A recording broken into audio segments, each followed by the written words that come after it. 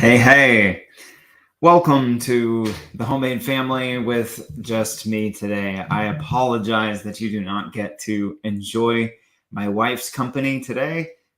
She is just handling some other family stuff today. So it is just you and me and talking about how do we know that we love well. And I just want to encourage you right from the start on this that the whole purpose of this is so that we can be encouraged because when we have a target we can hit and we can define, are we hitting it, we can see how we're progressing, we can measure growth, all of those kinds of things, then it's like, oh, then it reassures us. And that's my hope for today, is to reassure us and to give us some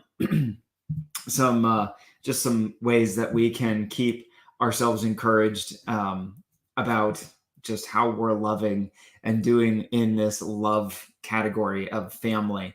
And so that's what we're going to be talking about today. Encourage you to like and comment, and especially the comments today, since Amy's not here to help me out and make this conversational. Any of you guys interacting and commenting with this video would be super helpful. Before we jump in, just a quick reminder that you can find all of these podcasts and these videos on YouTube under Homemade Family, or anywhere that you can find podcasts. You can find us by searching for Insight Now and looking for the Homemade Family, or thehomemadefamily.com. So anyway, you can find us pretty much anywhere. Just look for the Homemade Family, you'll find us. And so talking today about how do you know that you're loving well? And the heart of that, like I said, is just simply to encourage us and to reassure us that we can look at this. These are some measurements, some ideas to know, hey, I'm actually on the right track with this. Because I don't know about you, but this is a definite thing in our home, is I'm the big idea person, and then Amy's the balloon popper. I think a lot of families are like that, where like one person comes up with ideas and the other person is like, well, here's the holes in those ideas. And a lot of times the reason behind that for us is like, well, I'm having these big ideas or these big picture kinds of ideas. And it just, I have often struggled to see the practical. It's like, oh, well, that's a great idea, but it just doesn't work. Or what does that actually look like? Or I'll ask the kids a question and Amy will be like, I don't even know what you're asking them. Can you clarify that for us? And so this is what we want to do today. This is what I want to do, is help bring some clarity around this and set you up for success in loving your family well. So here we go. First of all, I want to talk about love as a person. Love as a person, because I think we need to start with some definition around love, because otherwise we end up just falling into whatever feels good or whatever culture says about love. Or you look at different periods of history and you look at what that culture would have looked at as valuable or important or wanted, and you're going to define love differently at different stages of history. And so if we're going to actually aim at love and hit our target, then we need to just simply know what that target is. And the way that I define love is that love starts as a person. Love is a person. Love is God. Like, God is love. I don't know. I feel like I'm not saying this as well as I'd like to, but God is love. First John tells us this directly, that God is love. And so if we're going to aim at love, then he is the one who defines what we're actually aiming for. God doesn't change. And that what that means is that love doesn't change. So even though maybe what people would like to say love is changes as culture changes, right now it's very popular to just say like, well, love is love. And this is a statement that's very popular for trying to support homosexual relationships or those kinds of things. And it's like, well, maybe that works if what you're talking about is this culturally varying definition of love that can go with whatever people want it to mean. But if God is love, then, and God doesn't change, then we have to always base our definition of love on what does he say it is and what is he doing. This is what we see in Jesus' life, honestly. Like Jesus said, I only do what I see my Father doing, and I only say what I hear my Father saying. And so this is a really powerful thing, because when you look at Jesus' life, you see he was healing the sick and raising the dead and casting out demons and cleansing lepers. And he's ministering to all these people who were outcasts in society. He's doing these crazy things that violated all kinds of cultural expectations of those days. But it also powerfully broke down walls and helped people understand this is what love looks like. Peter summed it up this way in Acts chapter 10. He was preaching the gospel, and he's just describing Jesus' life. He says Jesus went about doing good. And so there's a lot deeper that maybe we'll get into that in just a little bit. But the point I just want to start off with is God is the one who defines what love looks like. We can see a lot of it in Jesus' life.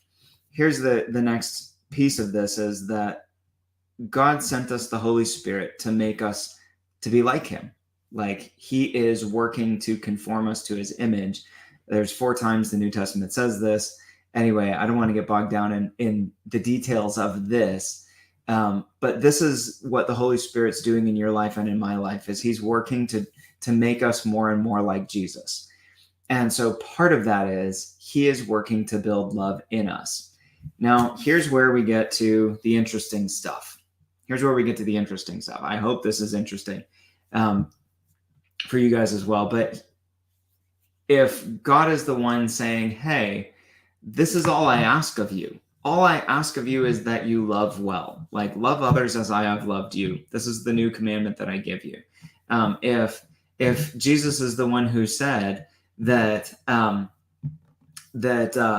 if Jesus is the one who said that, sorry, I got lost in the text stuff. I haven't had to do this by myself before. But if Jesus is the one who said that loving the Lord our God with all our heart, soul, mind, and strength, and loving our neighbor as ourselves, like literally that's all God actually asks of us. That if we do that, we'll do everything else that he asks of us, just in the process. Or that simple statement sums up every other thing God asks of us. Then like if that's how important love is, we can take something like that. We can take that knowledge. We can take that command, end up separating it from a connection with the Lord, and try to just, okay, I know I'm supposed to love, so gall darn it, I'm going to do my best. I'm going to try really hard. I'm going to do my bend over backwards. I'm going to basically martyr myself to love people. I'm going to be kind. I'm going to ignore when they hurt me. I'm not going to draw boundaries. I'm going to let them walk all over me. I'm gonna invite people into my life, and I'm never gonna say no. And I'm gonna give, and I'm gonna give, and I'm gonna give, and I'm gonna give, and I'm only gonna say yes, no matter what. Like I'm just gonna give. That's what love looks like, right? I have to, like, greater love has no man than this, that he gives his life, lays his life down for his friend, right?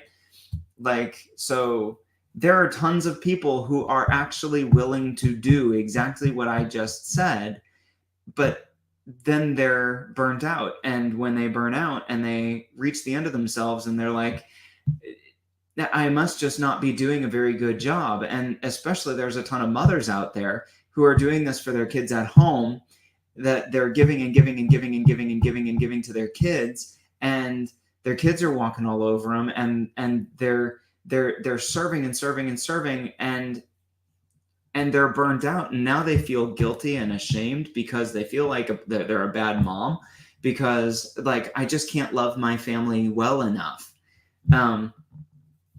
So this is the burden that I want to help take off of people today, is just simply saying, if that is what love, if that's what we think love looks like, then we are going to burn out, and we're not going to actually, like, yes, you're serving, that's awesome, yes, you're doing acts that look like love, but I think that there's a better way. In fact, I know there's a better way.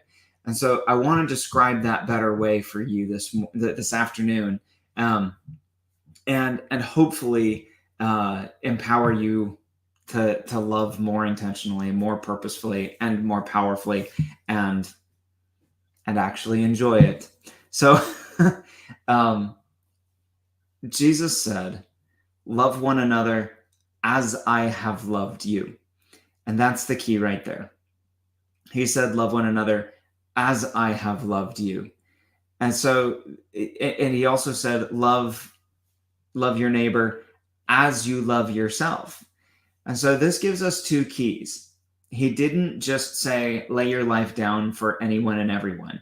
He didn't just say, lay your life down for your family. He didn't just say, bend over backwards for your kids. He didn't say those things. He said, love in connection to this other thing. He qualified it. Love as you love yourself. And so then the question is, how do we love ourselves well? Because here's the reality, here's the truth, and I'm going to tell you this very directly, is you will only be able to love other people as much as you love yourself. So the quickest way to authentically love others better is to love yourself better. And that makes a lot of us very uncomfortable because it completely violates our perception of what love really is. It's like, well, if love is laying your life down for someone, if love is giving your life for another person, if love is serving my family, then how do I love myself well in doing those things? Like, well, love starts, let me say it differently. Love starts by receiving love. You can only give what you have. If you don't have something to give away, then you can't give it to somebody. And no matter how much we try to work ourselves up to give away love, it's just not going to be there. There's going to be the actions, there's going to be service, but I'll tell you this, you can do things that look like acts of service, and you can do things that look like acts of love, and people can do it for the sake of manipulating somebody. I was there was a job I applied for one time that was going to be selling fudge in a Sam's Club. It was just a temp job I needed to pick up for a little bit of time, and I went to go be trained to do this job. Kind of, here's the interview. And the whole thing was like, here, we're going to fake hospitality and generosity. Here, would you like some fudge? And we put it in people's hands. And then there was, I forget exactly what the process was, but at some point you're actually asking them to give the fudge back if they don't want it. Or like there was some place in the process where they had to give back what you'd given them if they weren't going to pay for it and buy it. Obviously, they couldn't steal it, and I don't remember how. Whatever, it was all protected from being, like, usually once a customer touches food, then it's theirs. So I don't remember how it satisfied that issue, but whatever. I just remember that there was some way, like, you put it in their hands, but then they were supposed to give it back to you, and so they said psychologically it does this thing inside of people. They don't, once you receive something, you feel a sense of loss in giving it away again. And so literally their sales plan included emotional manipulation. And I was like, nope, I'm sorry. I'm not interested in manipulating people. And so this is an example of how it can look like hospitality. It can look like generosity. It can look like this act of love, but actually the heart behind it is manipulative and selfish. So we can't just look at actions alone in order to understand the heart behind something. And we in a similar way, we maybe have actions of service and actions of kindness, and we're maybe it's coming as best as we know how out of a heart that's trying to love well. But if we do not first allow ourselves to receive love, then it can be coming just, it can be hollow, it can be empty, and it can be void of the power and the presence and the atmosphere creating ability that it could otherwise have if it was coming out of a filled heart who's confident in love, knows that we're totally like, we're good, we belong, we're accepted, we're wanted, we're appreciated, we're doing well, like we're loved. So so love always starts. Love always starts. Loving well always starts by being loved well. If you are feeling empty, if you are feeling overburdened, if you are feeling bankrupt, if you are feeling burned out, the most loving thing you can do is to go get filled up. Find a babysitter, take some time off, anything that you can figure out to do, but go spend some time getting filled up. And man, that looks like different things for different people, but I'm going to suggest that self-care does not probably look like escapism. It looks like feeding. It doesn't look like junk food. It looks like this is so hard because it really does look different for different people. Some people, it might look like you're going to a cabin, just here's a nature preserve with a cabin, and I go for some walks, and nature is feeding my soul. For some people, it might look like, you have some downtime with other people, and the people pour into you, whether that's you're playing games with them, or you're spending some time in a beautiful place with friends. For some people, it might look like being in a place where you can just get more exercise and activity. You go do some kind of adventure type of thing. For whatever. Some people, it might just be getting into a quiet place where you can read a book. But I think ideally, any of these things include some time dedicated to seeking the Lord and being filled up by Him.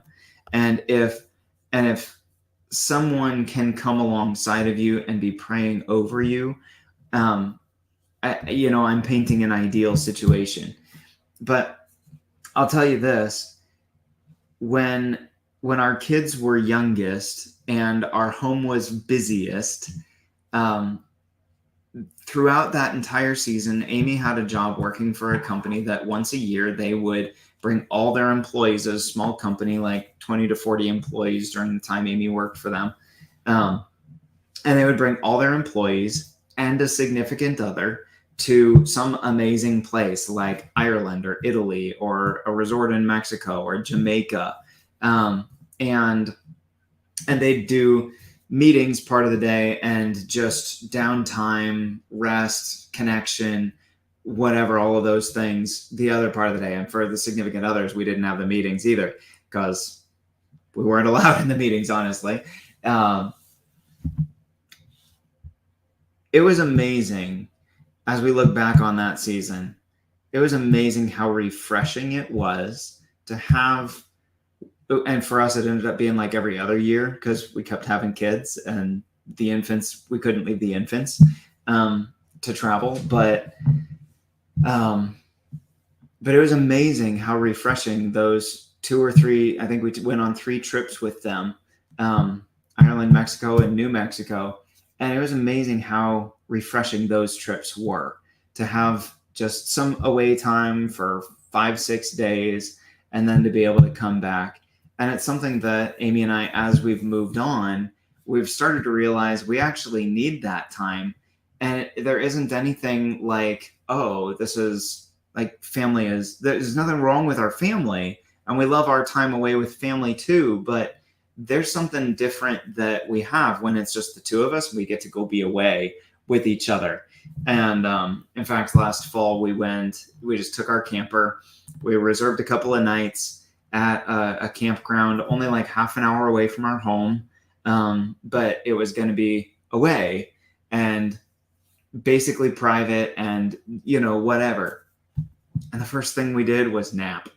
We took a good long nap. We got there, we set up the camper, and we went to bed. Like we slept for a couple of hours.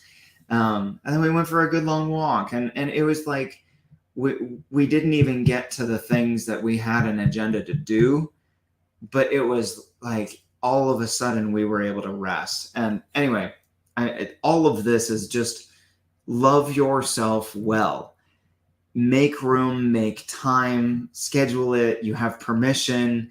Like this is actually a healthy thing. And when you come back, you will be better able to, like, love will just more naturally flow out of you. You will be refreshed. You'll be ready to go take care of people. And it won't be as burdensome.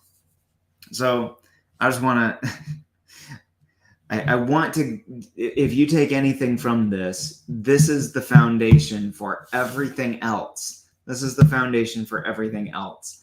And so if this is what you need, just take this. Just take this, that you have permission to love yourself well, because this is what Jesus said. Love your neighbor as you love yourself. And so we love ourselves well. Out of that, we're able to love others well. And it's healthy. It's healthy. There's so much more to that of just mindsets we have about ourselves and getting rid of toxic thinking and beating ourselves up or feeling shame or any of those kinds of things too. One of my favorite verses for this is in 1 John 3, where it talks about, and in any time that our heart condemns us, God is greater than our heart and he knows all things. And so I just love that verse, because this is written by the Apostle John, who, like, when he wrote the Gospel of John, he called himself the disciple Jesus loved. He was the one at the Last Supper who's like leaning on Jesus' breast, on his chest. He's the one snuggling Jesus at the Last Supper. And he is the one who, like, knows, I am the disciple Jesus loves. And he calls himself that. And yet here is this moment when he is saying, hey, when my heart condemns me, I have to remind myself that God is greater than my heart and he knows all things. In other words, God is remembering things about you that keep him from condemning you, even when you are condemning yourself. That's beautiful news. And so when you're feeling those things, because we all do from time to time, when you're feeling beat up, when you're feeling depressed, when you're feeling whatever about, oh, I'm not enough, I didn't do good enough, I'm blah, blah, blah, I'm just to this, I'm just to that, I'm whatever. Devil likes to just shoot those arrows of accusation at us and make us just cut ourselves down and categorize ourselves as something other than what Jesus says about us. It's not any of those things. We come back to the word of the Lord and he picks us up, and we remember he sees us as who we are. He calls us his kids. He says he loves us. He says that he lives inside of us. He makes us enough. We are his treasure. We are his chosen people, like all of those things. And we start to pick ourselves back up and just receive his love again. And receiving his love, all the other voices get really quiet, and all of a sudden we're filled back up again. So loving well starts with being loved well. And whatever your background, whatever your past, whatever your history, We can always come to Jesus. He starts us fresh. He rewrites it. He builds it brand new. He loves us. And you know,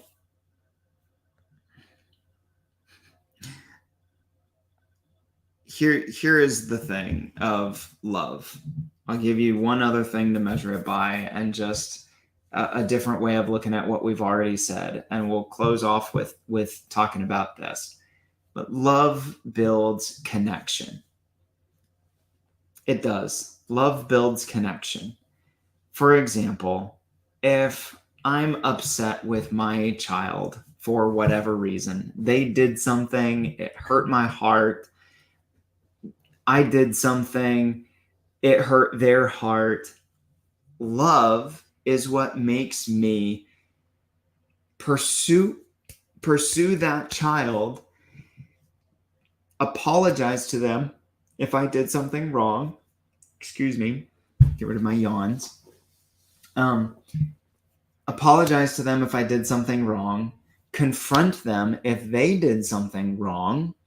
Like, hey, it's not just that you said something off to me this morning, but you've been off, like you snapped at your brother and you snapped at your sister and then you snapped at me. Like, first of all, that hurts, but second of all, are you okay? What's going on? And so there's a confrontation and a correction because I love. There's also an apology because I love. There's also comforting them if they're not okay because I love. All of those things are pursuing a connection that something somewhere in the line of things, it got broken, it got damaged, it got more distant, something got hurt in our connection, and now I've got to come back, see that there's a disconnect, and address it. Whether that's a boundary that's needed, whether that's an apology that's needed, whether that's some comfort, some hugs, some snuggles, some time together, whatever it might be, there's something damaged. It might be that somebody's believing lies. They saw somebody else get something, and so they feel insignificant because whatever. And I'll just gently say, like, hey, buddy, like,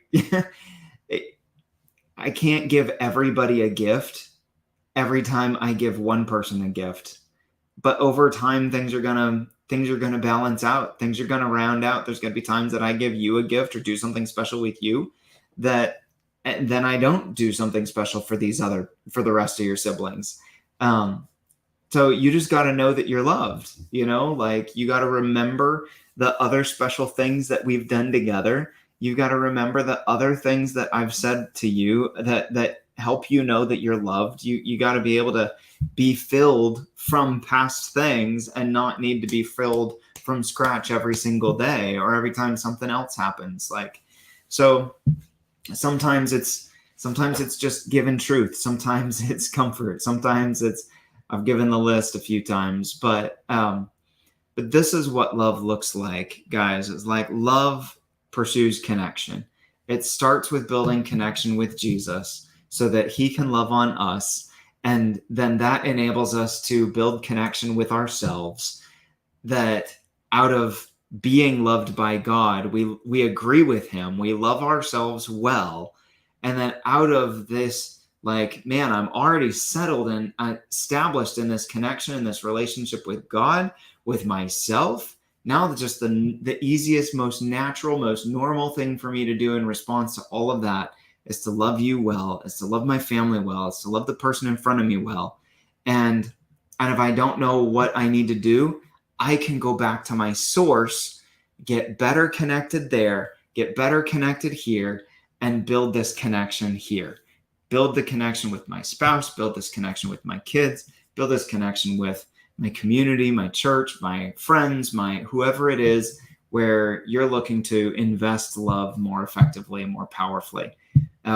So I hope this is helpful for you guys. love builds connection. That really is the heart of this. And as long as, I said at the beginning, I want you to be able to walk away from this being able to, like, hey, how do you actually measure and know that you're loving effectively? Just look at your connections. Look at your connections. Are you able to connect more honestly? Are you able to connect more vulnerably? Are you able to connect more intimately, deeper heart connection? Are you able to, do you feel safer with each other? Like, all of these kinds of things. Does it feel more life-giving, more wholesome, and not just one directional, but both of you together? And I think if we have that in mind, that love builds connection, and eventually, like, okay, I'll just throw this out there because I just want to bring some clarity on this. Like, you got your 2-year-old, there's not a whole lot that they can pour back towards you in terms of, like, intimacy, vulnerability, honesty, just open, honest connection. They can love you in all kinds of beautiful ways, but it's just different than an adult level connection, right? Well, at some point, they're going to need to make choices to actually pursue you and to love you back, intentionally choosing to love you back. Eventually, love is a choice, and they'll eventually need that to actually demonstrate that choice back to you.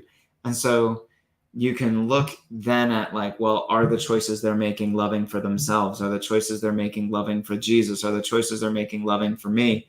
Or are they just selfish choices?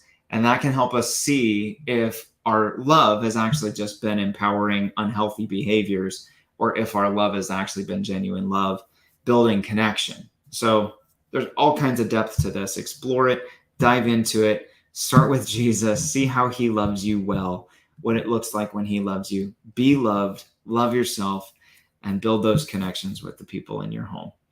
Bless you guys. Again, I hope that this helps somebody today. And I don't know. I don't have a sign off for today. I need my wife. Bless you guys. And we'll talk to you again next week. Have a great weekend. Bye.